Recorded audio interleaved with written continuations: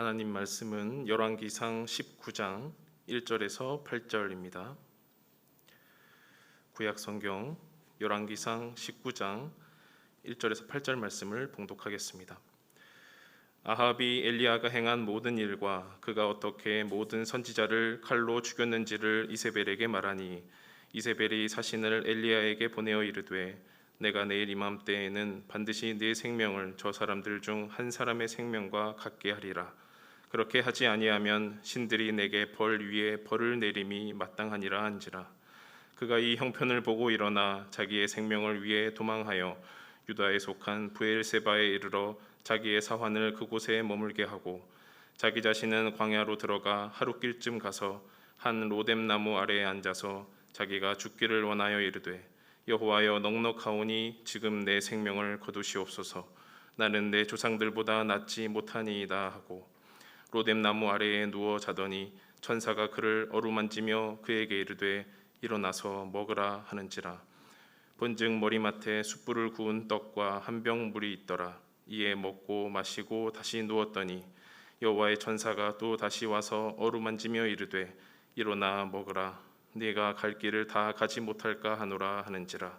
이에 일어나 먹고 마시고 그 음식물의 힘을 의지하여 40주 40야를 가서 하나님의 산 호렙에 이르니라. 아멘.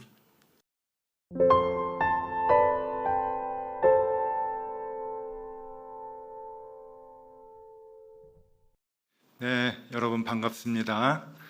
이렇게 화면으로, 영상으로 또 여러분 만나 뵙고 우리가 함께 예배할 수 있게 돼서 참 기쁘게 생각합니다. 여러분 이 예배 시간을 통해서 하나님 꼭 만나실 수 있기를 바라고 여러분들의 삶의 무거운 문제들이 하나님 앞에서 가볍게 해결되는 시간이 되면 참 좋겠습니다. 오늘은 설교 제목에서도 나와 있지만 완벽주의에 대한 생각을 조금 해보려고 합니다. 제가 설교 시간마다 책을 한 권씩 설명을 해드렸는데, 소개를 해드렸는데 오늘은 책 소개를 좀 먼저 해보려고 합니다. 데이빗 배너라고 하는 분이 계셔요. 이분은 잘생겼습니다. 아주 멋지게 생기셨는데 카나다 분이고요. 기독교 심리학을 전공하시고 가르치시는 이제 그러한 그 분입니다. 이분이 어떤 책을 썼는가 하면은 기독교 상담과 심리 치료, 기독교 상담과 심리 치료라고 하는 꽤 전문적인 책인데요. 이 책을 이제 쓰시면서 많은 상담을 통해서 이제 그 밝혀낸 것들을 하나씩 써주고 계시는데 기독교인들에게도 많은 그 위험한 정신적 부분들이 있다고 하는 거예요. 그러면서 완벽주의의 마음을 갖고 있는 사람들이 꽤 정신적으로 굉장히 위험에 노출되어 있다라고 하는 이제 그러한 얘기를 써주고 있습니다. 그 중에 한 부분을 여러분들에게 좀 말씀을 드리면요, 여러분들 자신을 한번 생각하면서 읽어주시면 좋을 것 같아요. 이상적인 것, 절대적인 완벽주의만큼 좋은 친구도 없지만 그만큼 사람을 괴롭히는 것도 없다. 그것은 최고가 된다는 웅대한 약속으로 사람의 자긍심을 부추기지만 바로 다음 순간에는 그 기준에 못 미친다는 사실을 깨닫게 하여 정죄감과 죄책감, 무가치한 존재라는 느낌과 함께 우울증을 유발케 한다. 아주 중요한 부분을 찝어주고 있습니다. 요즘 그 우울증이 굉장히 많죠. 우울증 때문에 힘들어하시는 분들이 많은데 이 우울증의 내면에는 완벽주의가 자리 잡고 있다라고 하는 겁니다. 꽤 일리가 있는 이야기죠. 그리고 많은 상담을 통해서 이분이 이제 그거를 이제 끄집어낸 거죠. 왜 우울증에 시달리고 있는가? 그 마음속에 완벽주의가 늘 있다라고 이제 하는 겁니다. 그러면 이제 우리는 이렇게 생각을 할 수 있죠. 그래, 완벽주의자들은 늘 문제가 있어. 그 우울증 당할 수 있지, 뭐 힘든 그 마음, 죄책감 그런 거 가질 수 있지. 완벽주의자들이 문제야 이렇게 생각할 수가 있는데 이제 남 얘기하듯 그렇게 볼 수가 있어요. 완벽주의자들은 조금 힘든 사람들이야 그렇게 생각을 하는데 내 안에 완벽주의의 마음이 있는가 없는가라고 하는 것을 체크해 볼 수 있는 체크리스트가 있습니다. 역시 그 미국의 기독교 상담학 교수이신데요, 아우구스 브루거라고 하는 분이 계십니다. 이분도 잘생겼습니다. 멋있게 생겼는데 상담하는 분들이 좀 이렇게 넉넉한가 봐요. 우리 이상원 목사님도 그러시잖아요. 예. 아우구스 브루거라고 하는 이 분은 아주 그 유명한 기독교 상담학 교수이신데 이분이 꽤 유명한 책을 썼습니다. When Enough is Enough라고 하는 책을 썼어요. 아마 이제 직역을 하면은 충분하다고 여겨질 때, 뭐 이렇게 볼 수가 있겠죠. 뭐 그만하면 충분해, 그만하면 충분할 때, 뭐 그렇게 이제 그 번역이 될 수 있겠는데, 이 책 속에서 그 완벽주의에 대한 그 체크리스트를 이제 몇 개 쭉 써주셨는데, 그 중에 5개 문항을 여러분들에게 좀 소개해드리겠습니다.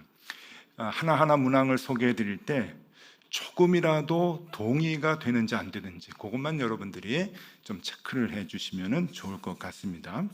자, 이제 해보겠습니다. 첫 번째, 내가 하는 일에 최고의 성과를 기대할 수 없다면 나는 B급 내지는 하급 인생이 될 것이다. 여러분 어떻게 생각하세요? 조금이라도 동의가 좀 되십니까? 자, 두 번째입니다. 내가 바라는 성공을 이루지 못하면 나는 다른 사람들에게 거절을 당하게 될 것이고 내가 소중하게 여기는 사람들이 나를 기피하고 수치스러워할 것이다. 네, 이것도 동의가 되는가 하는 거예요. 자, 세 번째 문항입니다. 내가 바라는 수준에 미치지 못할 때 나는 스스로 무가치하고 덜 떨어진 인간이라는 생각이 든다. 어떠세요? 예. 네 번째, 나는 언제나 평균 이상으로 해내고 싶다. 그냥 잘하는 것 정도로는 도저히 만족스럽지가 않기 때문이다. 그렇죠? 많은 생각을 하게 하죠. 마지막입니다. 5번째, 나는 다른 사람들 앞에서 공개적으로 잘못이나 실수를 인정할 필요가 절대로 없기를 바란다. 그렇게 되면 사람들이 나를 무시할 것이기 때문이다. 여기 이제 5번째 마지막 문항입니다. 자, 여러분 어떠세요? 한 문항 한 문항 우리 볼 때마다 동의가 되십니까? 이거는 이제 몇 개 문항 이상이면 완벽주의자다 뭐 이런 게 아니고 한 문항 한 문항 다 조금이라도 동의가 된다고 한다면 죄송합니다. 여러분도 완벽주의자의 마음을 갖고 있다고 하는 거예요. 아까도 얘기했죠. 이 완벽주의의 마음이 여러분들에게 있다고 한다면, 저에게도 있다고 한다면 정신적인 질병의 위험에 노출되어 있다라고 하는 것도 함께 알아야 합니다. 그러니까 우리가 이 그 우울증이나 여러 가지 강박관념 이런 거에 이제 사로잡혀 가지고 있는 그 이유 중에 하나가 이렇게 완벽하게 모든 일을 해내려고 하는 그러한 그 마음. 혹 완벽하진 않아도 남들보다는 잘해야 되겠다라고 하는 그 마음이 우리에게 있다고 한다면 그만큼 우리는 위험 속에서 살아가고 있다라고 하는 것이죠. 자, 오늘 왜 이렇게 그 완벽주의에 대한 이야기를 먼저 얘기를 하는가 하면은 엘리야의 일생을 보면서 이 엘리야의 삶 속에서 완벽주의와 같은 그 모습을 많이 발견하기 때문에 그렇습니다. 그래서 오늘 제목도 죽기를 원했던 완벽주의자다라고 그렇게 이야기를 그러니까 제목을 붙였는데 엘리야 선지자에게는 조금 죄송하지만은 그래도 현대의 기준으로 봤을 때 완벽주의의 마음이 다분히 있다라고 하는 생각을 갖게 됩니다. 엘리야의 이야기는 이스라엘의 범죄의 절정기 때 일어났던 활약했던 선지자이지요. 범죄의 절정기, 그러니까 이스라엘의 그 역사가 범죄에 계속 이어지는 그 역사이지만 그 범죄가 심화되도록 절정에 이르게 했던 때가 엘리야가 활동했던 때입니다. 그리고 그 시대의 주인공으로는 사악한 왕 아합이라고 하는 사람이 있었고 그의 이방인 부인 이세벨이라고 하는 왕비가 있었습니다. 여기서 이세벨이라고 하는 인물이 굉장히 조금 위험한 인물인데 그 이세벨이라고 하는 왕비는 이방신인 바알을 이스라엘로 들여왔던 장본인, 그러니까 더 구체적으로 얘기하면 이스라엘의 왕궁과 신전으로 들여왔던 장본인이었고 또 중요한 못된 일을 하나 했는데 그것은 하나님을 믿는 유대인들의 여호와 하나님 신앙을 금지했던 인물이기도 합니다. 그러니까 한 나라의 왕비가 들어오면서 바알 시인을 그동안은 국민들이 산발적으로 믿었다고 하지만 이제는 바알 신이 국가의 국교가 될 정도로 왕실과 예루살렘 성전 안에서도 섬기도록 만들었고 하나님 믿는 신앙을 금지하게끔 했던 장본인이니까 이 얼마나 사악한 인간들인지 모릅니다.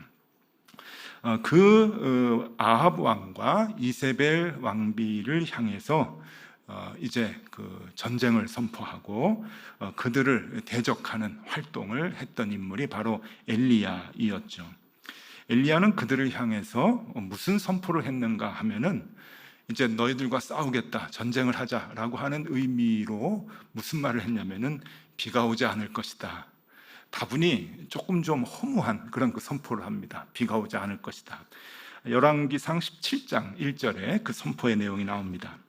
길르앗에 우거하는 자 중에 디셉 사람 엘리야가 아합에게 말하되 내가 섬기는 이스라엘의 하나님 여호와께서 살아계심을 두고 맹세하노니 내 말이 없으면 수년 동안 비도 이슬도 있지 아니하리라 하니라.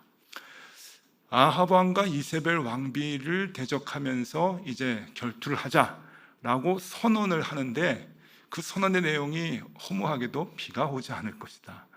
비 좀 오지 않게 하는 것으로 이제 얘기를 하는데 이게 왜 그런가 하면은요, 우리가 그 의미를 알아야 됩니다. 왜냐하면은 바알 신은 비를 내리는 신이기 때문에 그런 거죠.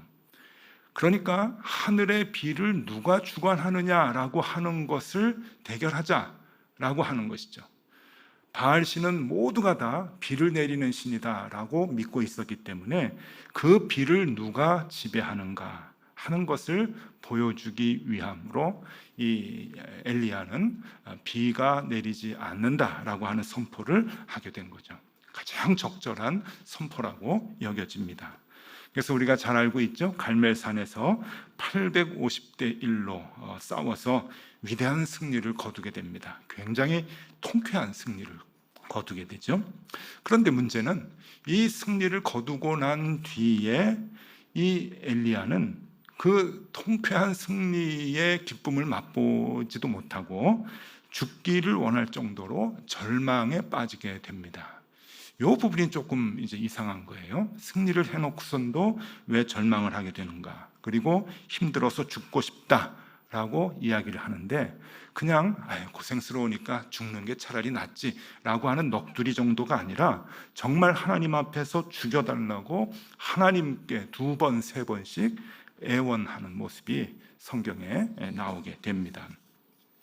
자, 구체적으로 2번 하나님께 죽여달라고 하는데 엘리야가 첫 번째 죽여달라고 하는 말은 우리가 잘 알듯이 로뎀나무 아래서 이제 지쳐서 하나님께 이런 말을 하죠.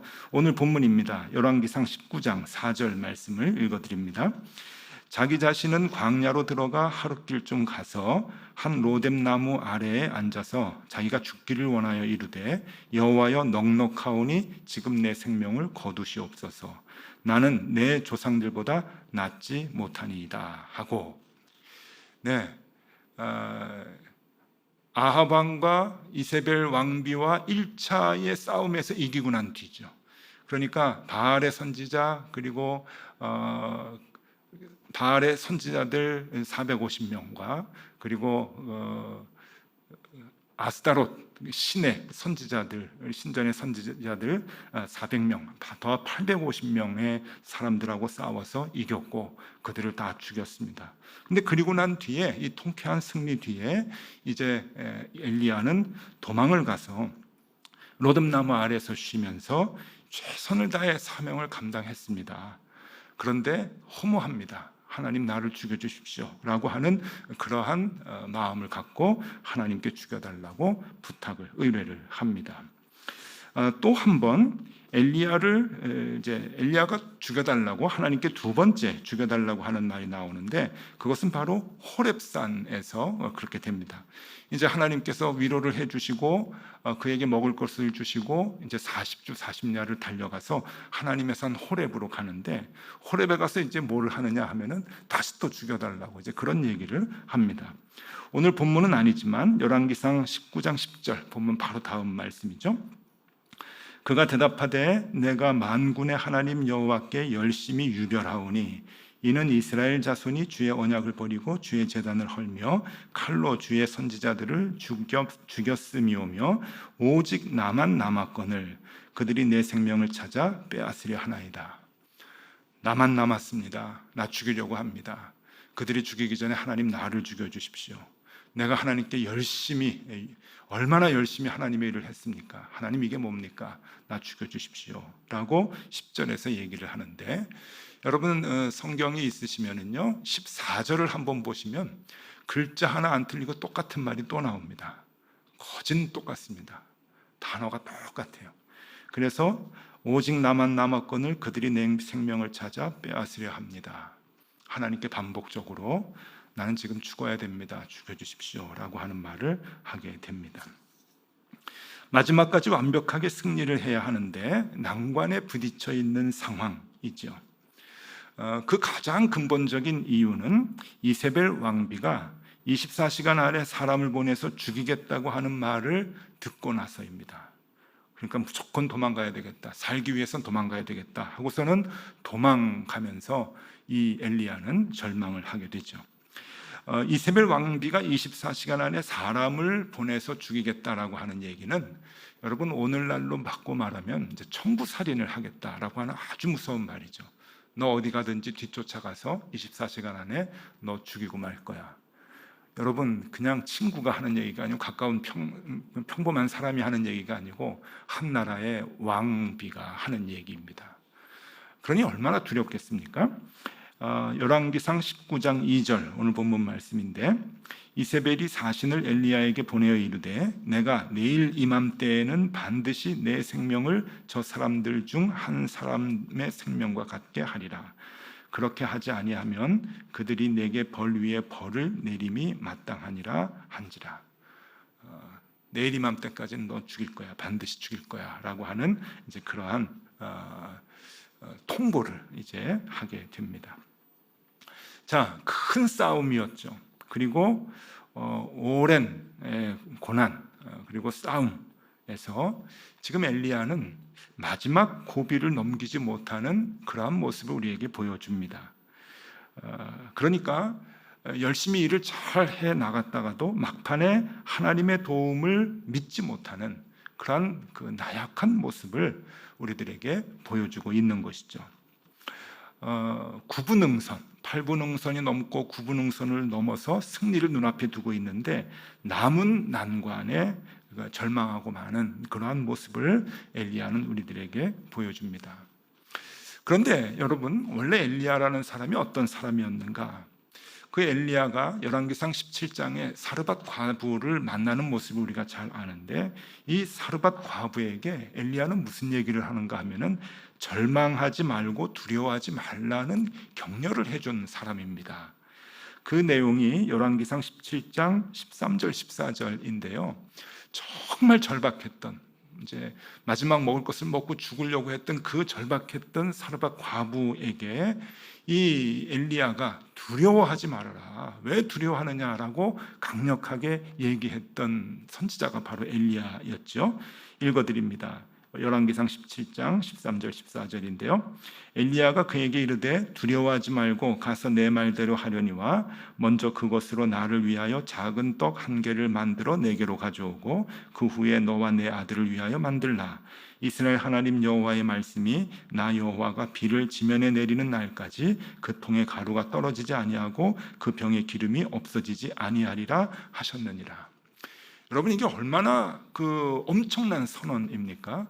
너는 두려워하지 말아라. 왜냐하면은 다시 이 가뭄이 그치고 비가 올 때까지 너희의 그 비어있는 그 곡식 항아리가 비워지지 않을 것이다.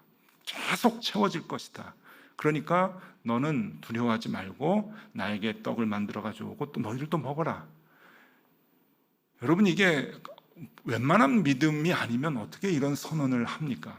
그런데 엘리야는 두려움이 본인이 없었고 또 그런 확신이 있었기 때문에 사르밧 과부에게 두려워하지 말라고 선포를 했던 사람입니다. 근데 정작 자신은 지금 두려워하고 있잖아요.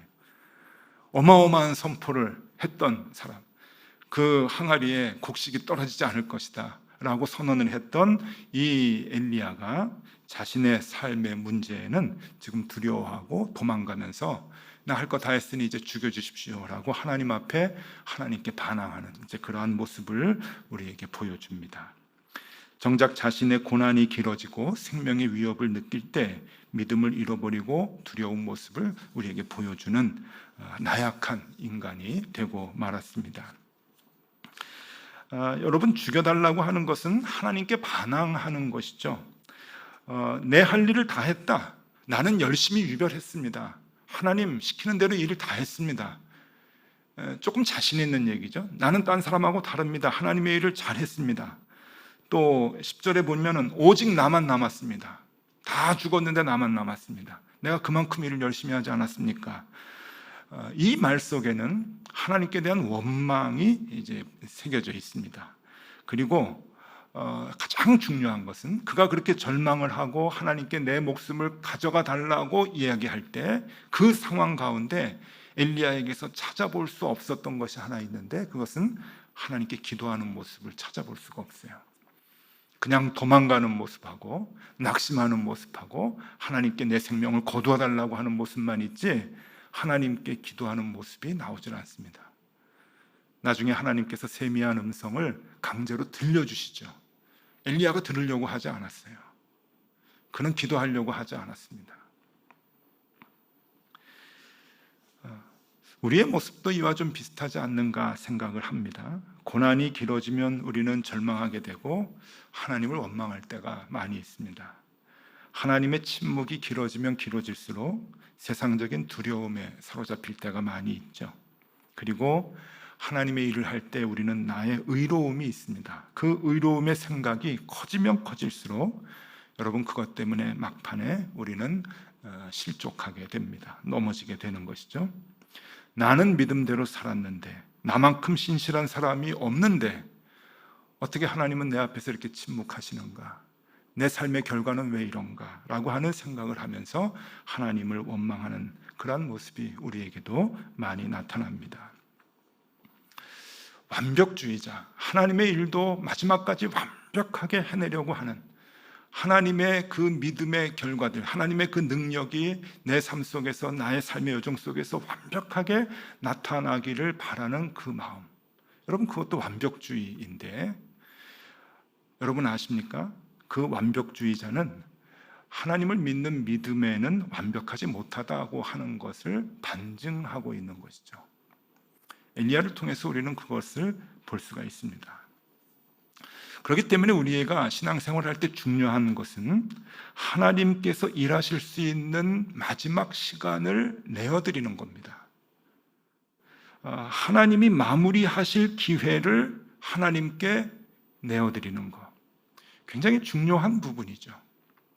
하나님은 그것을 원하고 계시는 거거든요. 우리는 마지막까지 하나님이 함께 하셔서 모든 일을 완벽하게 승리하는 그 모습을 내가 보고 싶어 하고 남들에게 보여주고 싶어 하는데, 그러니까 신앙생활도 그렇게 완벽하게 하고 싶어 하는데 하나님은 마지막 일하실 수 있는 그 시간, 그 공간, 그 여유를 하나님께서 하신다라고 하는 겁니다. 하나님은 엘리야를 회복시켜 주시는데 오늘 이 회복의 모습이 중요하거든요. 하나님이 그 완벽주의 때문에 절망하고 괴로워했던 엘리야를 어떻게 회복시켜 주시는가? 하나님은 그에게 새로운 사명을 주시거나 새로운 힘을 부여해 주시지 않습니다.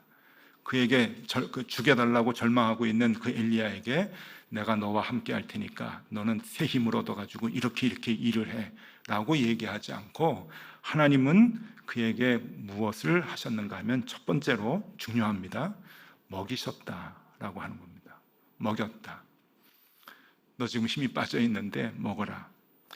여러분, 열왕기상 17장에 보면은 먹이시는 게 두 번 나옵니다. 그리시 시냇가에서 까마귀를 통해서 먹을 것을 주시고, 사르밧 과부를 통해서 먹을 것을 주시고, 로뎀나무 아래서 죽고 싶어 할 때도 하나님은 죽지 마 그러지 않고 그냥 먹어라. 굉장히 중요한 거거든요. 먹어라. 열왕기상 19장 5절 오늘 본문입니다. 로뎀나무 아래에 누워 자더니 천사가 그를 어루만지며 그에게 이르되 일어나서 먹으라 하는지라. 먹어라. 자, 본문 보면 먹고 또 자거든요. 쉬거든요. 7절에 보니까 또 이르되 일어나 먹으라. 그래서 또 먹입니다. 그러니까 하나님께서 지쳐있고 절망하는 엘리야에게 먹어라 라고 하는데, 먹어라 라고 하는 뜻이 뭘까요? 그 먹어라 라고 하는 것 속에 들어있는 하나님의 진심이 뭘까요?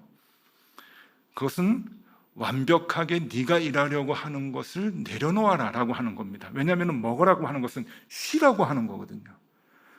너는 열심히 다 했으니까 이젠 쉬어. 먹고 좀 쉬어라 네가. 왜? 하나님께서 마지막 일을 하실 거니까, 내가 할 거니까 너는 먹고 쉬어라 라고 하는 그 의미이죠. 완벽하게 마지막까지 네가 다 하려고 하는 그 완벽주의의 마음을 너는 내려놔라. 그런 의미에서 하나님은 먹을 것을 줍니다. 쉬어라, 먹고 좀 쉬어라. 하나님의 그 마음을 우리가 알 수 있어야 할 것입니다. 또 하나 하나님께서 엘리야에게 해 주셨던, 엘리야를 회복시켜 주시는 하나님의 방법이 또 하나 있었어요. 말씀이 있었는데, 두 번째는 7,000명이 남아있음을 알려주셨습니다. 우리가 너무 잘 아는 얘기죠. 남아있는 자가 7,000명이다. 남아있다. 열왕기상 19장 18절 말씀입니다. 그러나 내가 이스라엘 가운데 7,000명을 남기리니 다 바알에게 무릎을 꿇지 아니하고 다 바알에게 입맞추지 아니한 자니라. 자, 7,000명을 남겨주었다 하는 얘기입니다. 이게 무슨 뜻일까요, 여러분? 7,000명을 남겨줬다. 이 7,000명이 남겨줬으니까 네가 그들 이끌고 가서 전쟁을 하고 또 싸워서 완벽하게 마지막을 마무리해라 라고 하는 얘기가 아닙니다. 오늘 설교 주제를 쭉 보고 이 7,000명을 보면은 답이 나와요. 이게 무슨 말인가 하면은 네가 안 해도 할 사람 많어, 그런 뜻이에요. 왜 다 네가 하려고 해? 네가 안 해도 할 사람이 7,000명이나 있어. 걱정하지 않아도 돼. 왜 나만 남았거느리라고 하는 그 마음을 하냐? 나만 열심히 유별한다고 그렇게 생각을 하느냐? 아니다. 너 아니어도 하나님의 일, 하나님의 사명을 이룰 사람은 많다. 그러니까 쉬어라. 그리고 마지막 하나님께 맡겨라. 내가 다 할 테니까. 여러분, 이 엘리야를 보면 우리의 신앙 생활을 이렇게 거울로 보는 것 같습니다. 어제 설교 준비를 하면서 늘 그렇듯이 토요일 저녁 늦게까지 잘 풀리지가 않아서 고민을 끙끙 이제 하고 있죠. 씨름을 하면서 설교 준비를 하는데 아내가 내일 주제가 뭐야? 제목이 희한하던데. 그래서 완벽주의라 그랬더니 당신부터 완벽주의 좀 내려놔. 설교 하루 죽 써도 괜찮아. 하나님께 맡겨. 하나님께 맡기라고 설교하면서 왜 당신은 맡기지 못해? 이제 그런 얘기를 하는데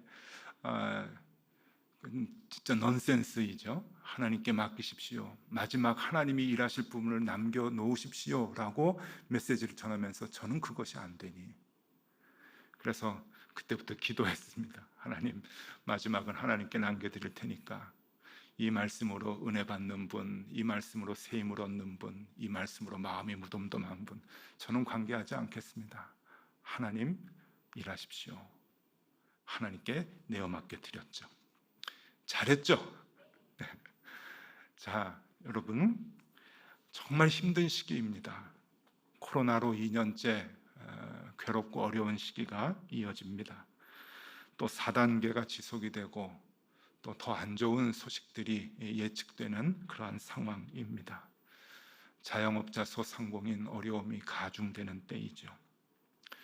또 오래도록 우리 교우들, 환우들 만나지 못하고 병세가 어떤지 모르는 상황입니다. 정말 힘이 듭니다.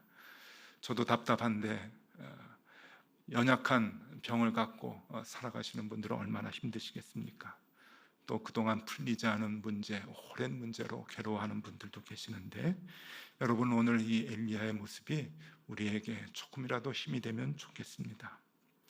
우리가 막바지에 믿음을 잃어가고 있지는 않는지, 그 마지막 구분응선을 넘어가는 그 상황 가운데 내 계획대로 안 된다고, 내 생각대로 안 된다고, 내 계획, 내 시간, 내가 생각해 놓은 그 모습대로 이루어 달라고 그렇게 하나님께 떼를 쓰고 그러다가 절망하고 있지는 않는지, 여러분, 조금 힘드시겠지만 그 마지막을 우리가 하나님께 내어드리면 어떨까요? 마지막까지 완벽하게 믿음으로 승리하려고 하는 그 생각조차 내려놓고 하나님께서 마지막 부분을 이루실 수 있도록, 하나님의 계획대로 이끌어 나가실 수 있도록 하나님께 그 부분을 내어드리는 것, 그것이 궁극적으로 우리가 해야 할 일이 아닌가 여겨집니다. 하나님은 우리 보면서 말씀하실 거예요. 너 참 힘들지? 애썼지? 이제는 좀 쉬어. 내가 일할게. 내가 일할 그 부분도 남겨줘. 너는 쉬면서 보아라. 네, 하나님 오늘 우리에게 그렇게 말씀하고 계시는 것 같습니다. 힘들지만 여러분, 조금 쉬십시다. 그리고 이 어려운 상황을 하나님께서 어떻게 이끌어 주시는지 우리가 그 하나님을 지켜보면 좋을 것 같습니다. 하나님께서 우리를 선한 길로 반드시 인도해 주실 것입니다. 같이 그렇게 힘을 내고 하나님과 함께 동행하는 저와 여러분들이 되실 수 있기를 바랍니다. 기도하겠습니다. 주님, 우리가 믿음대로 살다가 로덴 나무 아래서 엘리야처럼 지쳐 있지는 않습니까? 열심히 말씀대로 달리며 살다가도 호렙산에서 삶을 포기하려고 했던 엘리야처럼 결국 낙심하고 있지는 않습니까? 주님, 마지막을 주님께 맡기지 못한다면 온전한 믿음이 아닐 것입니다. 끝까지 하나님께 맡겨드려 하나님의 일하심을 보게 하여 주옵소서. 예수 그리스도 이름으로 기도드리옵나이다. 아멘.